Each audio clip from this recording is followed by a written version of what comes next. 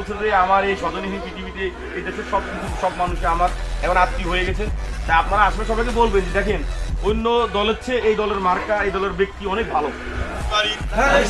আপার মার্কা, আমার মায়ের মার্কা, বাবির মার্কা, খালার মার্কা, আলুর মার্কা, চাচার মার্কা, চাচির মার্কা, উন্নয়নের মিজান ভাইয়ের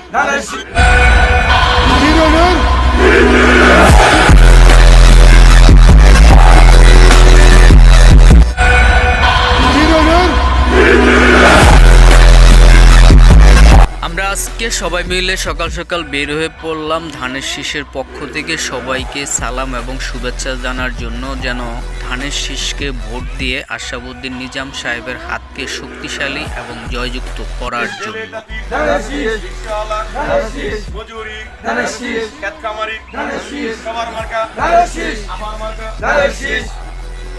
আমরা এই আপনাদের জন্য ঈশ্বরের ব্যবস্থা রাখছি, আপনারা ইনশাল্লাহ কেন যাবেন ভোট দিবেন, ঠিক আছে?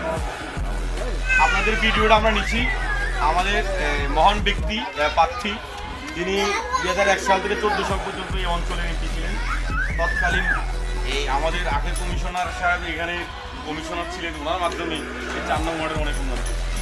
তো আমরা 2024 সালের 5 আগস্টের পরে আমি আপনাদের এখানে লিটন দাস উনি সহ আসি রাস্তাটা আমরা দেখে গেছি এবং রাস্তার জন্য তার মহোদয়ের কাছে আমরা আবদ্ধ চেষ্টাটা আমরা অব্যাহত রাখছি রাস্তাটা যত হয়। তবে আমরা আপনাদের কথা দিতে পারি, যদি আমাদের এই মহান ব্যক্তি আমাদের প্রার্থী ধানশীল প্রার্থী উনি যদি নির্বাচিত হয়, আমি আব্দুল করিম, আসসালামু আলাইকুম।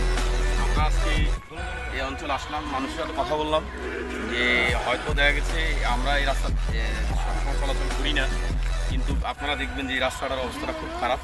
তো আমরা এই এলাকার মানুষের কথা দিয়েছি যে আল্লাহ যদি বাঁচায় আমাদের প্রার্থীকে এবং ধানশীল প্রার্থীকে যদি নির্বাচিত করে আল্লাহ, এবং আমাদের জনাব দেশ নায়ক তারেক রহমানের কথা অনুযায়ী আমাদের এমপি সাহেবের কমিটমেন্ট অনুযায়ী আশা করি এই রাস্তাটা প্রথমে প্রাধান্য পাবে, যে এই রাস্তাটা আমরা সংস্কার করার জন্য আমরাও ইনশাল্লাহ আমাদের এলাকার মানুষকে কথা দিয়েছি যে আমরা এই রাস্তাটা করব।